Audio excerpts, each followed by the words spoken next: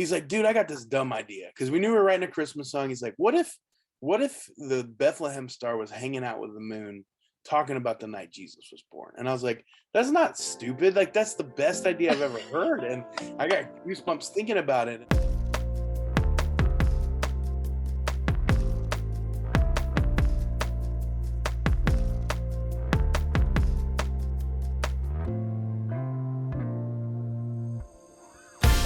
Dave.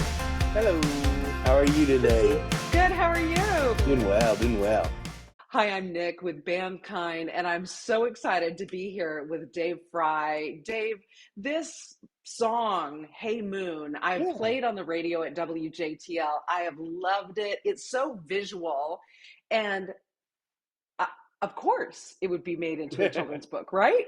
Yeah. Hey Moon, when people ask your favorite Sidewalk Prophet song you've ever written, I always say You Love Me Anyway and Hey Moon. Those are my two favorites by far. And Hey Moon in particular, I'll never forget the day. We went over to our friend Sam, who we wrote Words I Would Say and Keep Making Me and so many of our hits with, and just a dear friend. Like, he cut from the same cloth. And he's like, dude, I got this dumb idea. Because we knew we were writing a Christmas song. He's like, what if the Bethlehem star was hanging out with the moon talking about the night Jesus was born? And I was like, that's not stupid. Like, that's the best idea I've ever heard. And I got goosebumps thinking about it. And, dreaming of a future where I had a son that I could sing a lullaby like this to. And so we ended up writing this like almost like lullaby in a toy shop is what I always envisioned it as. And there's wind up toys in the recording, and it just feels like a big warm hug and It does. something timeless about that song. And I love that song. I love the fact that now I have a son to sing it to. And for years, friends were like, Dave, like, you need to make a book out of this. And my mom and friends all over the country are like, when is this happening?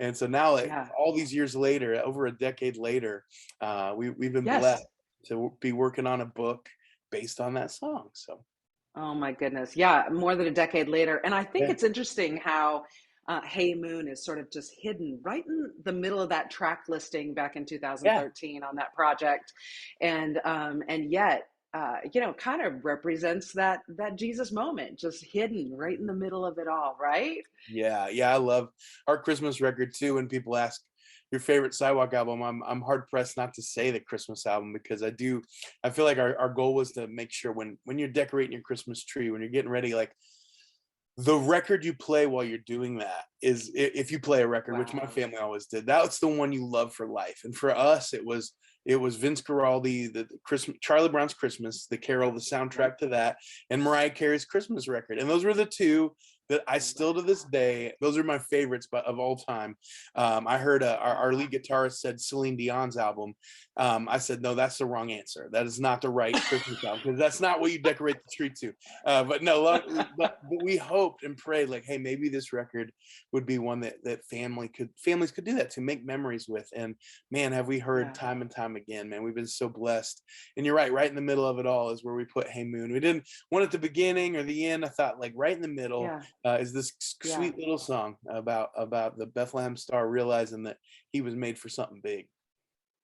Yeah, and that is the premise of The Luckiest Star, this brand new book, and maybe it'll find its way underneath some Christmas trees this year, or some Christmas morning readings. I can see it happening. And tell me about Hemi, this star, how he then plays into this conversation with the moon, this relationship with the moon. Sure. So yeah, we loved coming up with the characters and the names. And there's a character called Sir, which is the star Sirius. Polly is Polaris, the North Star, and the Big Dipper is called the Big Dipper. But like you get into this like universe of the stars, and like Sir is the brightest star and the most serious of them all is Sirius, and Polly is the always stand still. And so here comes Hemi. Here comes this little star that looks a little funny. He laughs a little too much. He dances a little too much. And the stars are just so mad about him. But the moon is his best friend. It's just this big jolly friend of his. And so that's kind of the premise. That's the world you're thrown into, where this star just doesn't quite fit in, and he doesn't know why, and he tries so hard. He tries with all the different stars to just fit in and find his place, and it just doesn't work. And then of course he meets the maker, and the maker asks him, why are you trying to fit in? I made you specifically for, with all those things they look down on, though I made you with those so that you could do something really special. And to me, it reminds me of my son. I have a 2-year-old son named William. And when I thought about when we were writing, we've been writing this book for 4 years. So we wrote it before William came along. But once he did, man, I saw the curiosity, the laughing when you shouldn't. Like, that's what we want. Like, that to me is what Hemi is all about. We're a star that's a little bit too joyful for the world. The world can be kind of a place that tries to pound the joy out of you. And for Hemi and for my son William, they're going to be joyful in the face of all that. And that's what I love about the book too. I love that. Yes, Hemi, the main character, the star, finding Mhm. out that he's for a bigger purpose. And obviously, the story is going to touch the hearts of adults too, because Sure. they're going to find that they, especially during this time of year, Yeah. are leaning toward what's my purpose, or what can I give, Right. or what can I bring? Right. What do you bring to a king that has everything, and what do you bring to a world that it feels like there's so much technology, so much going on, so much busyness, and it's like, where am I in all of this? I think that's it's a timeless question that I ask every day, even in the midst of being able to be a recording artist for 15 years, for all these things. You achieve your dreams, and then you're like, now what? Now where does this fit in? Why is this not better, or why is this worse than I thought? And all those questions get answered when you do spend time with the Lord, when you spend time with Christ. And that's what I love about this book is the maker shows up and reminds the star of Bethlehem, Hemi, that all these things that he thought were flaws are actually the creation of God, and they're the things that God put in you so that you can worship him well, and nobody else could do it but Wow. you. And I think that's Wow. you've probably heard that time and time again, whether it be a Disney movie or this or that or the other, but it's still it's so important to remember, like, even looking at it as an adult, like, you still have something to give. Look at Yeah. the time that you have. You think of Sarah in the Bible and wondering, like, when is this baby going to come along? And lo and behold, God blesses Abraham and Sarah, and all these things. And so, even whether you're adult, whether you're a kid, we hope that this book will stir your heart a little bit. And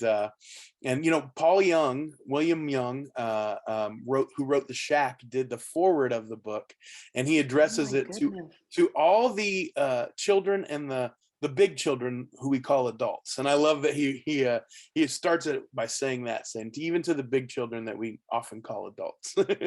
Wow. Yeah. Especially at this time of year, everybody is, Right. rekindling that childlike self that then reflects that childlike faith that God calls us all to, right? Yeah, absolutely. I think Christmas, for a lot of people, can be one of the hardest times of year. There's a lot of memories Yeah. that you have, good, bad, and Yeah. and ugly. But man, there's something about when you tap into the Son of God being born like a baby, and realizing that, let the children come to me, is what Jesus said. And all of those things, thinking about my childhood and how blessed I was, having the Mm. family I did and the love I did. I realized even as a kid, like, a lot of people think, I want to grow up and drive a car. I want to do this. And I was like, I don't want to grow up. This is awesome. Like, I don't have to pay any bills. Like, this is fantastic. And now that I'm grown up, Right. I see that in my son, and I'm like, man, I don't want him to grow up. I want him to stay the same age. Oh, But as we do, again, like, we yearn for that childlike trust and faith, and before the yeah. world tries to pound the joy out of you, you want to go Yes. back to that, where you just believed that you could fly. You believed these big things could happen, and so sometimes you did more than you ever thought you could. And there's a Amen. little bit of Christmas in that thought, in so much as the Son of God was born a baby, and was no room for him in this world, and yet here we stand, all these centuries later, on the faith that he brought, on the love that he brought to us that night. Mm. Well, I love Ben McDonald. You guys have been really together since before Sidewalk Prophets. Sure. And so you guys wrote this together, and also writers on Hey Moon, the Yeah. single, the song. So how has your relationship changed Yeah. since those early days? It's crazy, man. Like, so if you know Ben, so Ben's the manager of Sidewalk Prophets now. He was on stage with me for 10 plus years, and then realized there's just so much to do that he stepped down. He had his Right. first child with his wife this year as well. So they have a 7-month-old boy named Theo, and William and him are best buds. William always wonders why Theo can't come over and play in the sandbox. I'm like, Theo's only like 3 months old, buddy. Like, he can't do that right yet. But they're figuring it out. But Yeah. just growing together, on the road. I was with Ben more than he was with his own Yeah. wife. Like, you Right. spend Yeah. life together. You're brothers basically. And Yeah. I think that's what it is. It's just like this deepening where we know each other's quirks, we know each other's failures as strengths, and we can hold each other accountable in so many ways too. And Mm. so I think there's just this deepening, like love.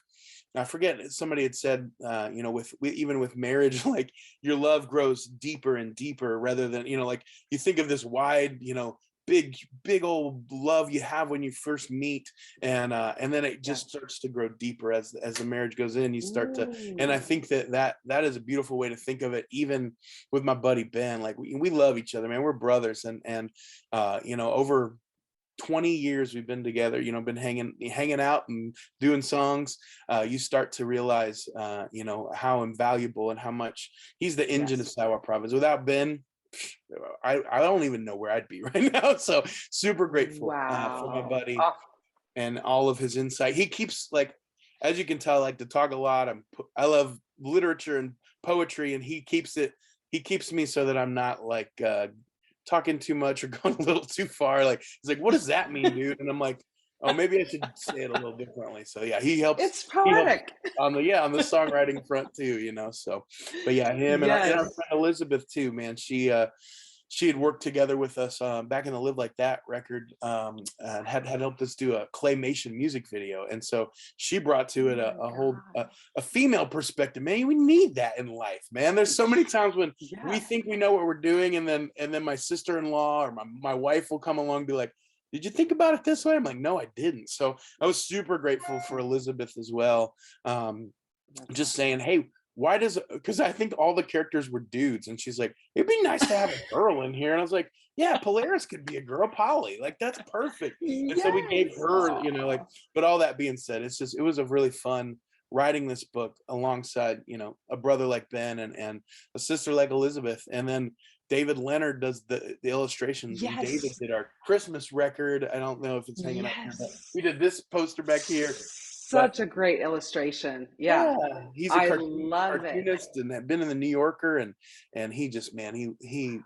yeah, seeing, to me the book became real when I saw that first picture of Hemi and the moon hanging out, and the joy in the little star, and the moon looking like it. You just wanted to hug the moon right away. I'm like, this is awesome. So I loved looking at some of the drawings that David Leonard had yeah, done, and some of them had your glasses on. The moon had yeah, your glasses on. yeah, I was like, I recognized that right yeah, away. It yeah. was very cute. And I should mention that it's not the singer-songwriter David Leonard, but it's a different Right. David Leonard. I do love that Both David great Leonard guys. too, though. David Leonard, the singer-songwriter from All Sons and Daughters and so on and so forth. Like, he's a dear friend, but Yes. not the same guy. Oh, Although they're right, probably right. creatively brothers in some way. So Oh, that's very sweet. We'll talk really quick before we go about the Christmas tour. You guys are going out yeah, again. And what's so special about this tour is you're just not coming to town and playing a show and leaving, is you're partnering with organizations in each town yeah. and each city, and really leaving that town better than when it was before. That's And our joy. right. We when we go in, and a lot of times we've been playing the same cities that we had the year before, in so much like just to build up to, like, hey, this is a yearly thing. Right. We have a lot of surprises for the fans that come. We call them a great big family, hence the Great Big Family Christmas Tour. So it feels like family. We have, of course, Little Debbie's snack cakes for everybody that comes, still happening. Even though Little Debbie's are way more expensive than they used to be, but like we get one for everybody in the house. And so we want people to feel like they came in and had a Christmas party. They felt like not maybe even, felt like even more of a part of a Christmas party than their own Christmas parties. Like we want you to feel like family coming to the show. And then, yes, the best part of the evening, of course, we're playing Christmas carols and Sidewalk Prophet original Christmas songs and hits from the radio, but we won't, at the end of the night, we take up an offering, and 100% of it goes to someone in need. We, teaming up with organizations or radio stations that know, hey, this has happened. And so I get to find out the story of that family. We get to, if they're there, bring them up and pray with them.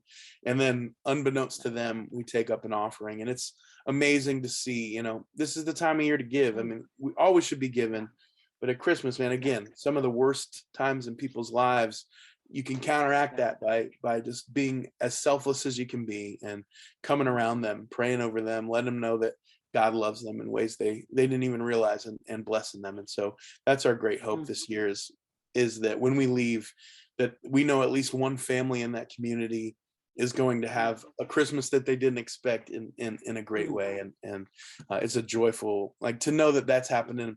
So many times you sing and you hope that that people's hearts are moved or whatever, but to see the smile on those people's faces is really special. So, oh gosh, and the tears from you the go out audience. Yep. Sure. Everyone's moved. Everyone's so moved by generosity and by that kind of love. And the Luckiest Star is out, and you can find it at sidewalkprophets.com.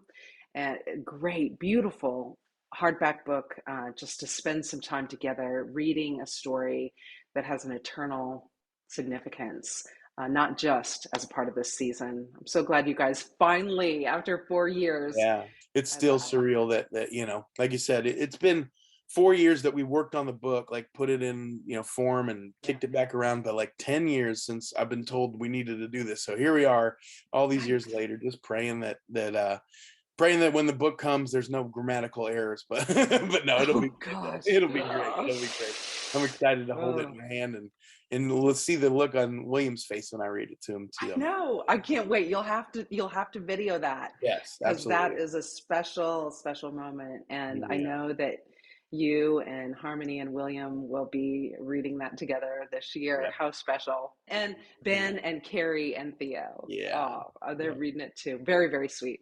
Yeah, well, thank you so much, and have an amazing holiday season. Thanks, and a great tour, blessing people, and keep that voice warm, and just making folks feel that hug. Can't wait to celebrate Christmas with everybody. But God bless you. Have a great Christmas as well. Blessings to you. We'll see you great again. To meet you. Take care. Bye. Bye. Hey, this is Dave Frey from Sidewalk Prophets. I hope you'll check out Sidewalk Prophets' brand new book, The Luckiest Star, available at sidewalkprophets.com. Thanks so much for watching Bandkind.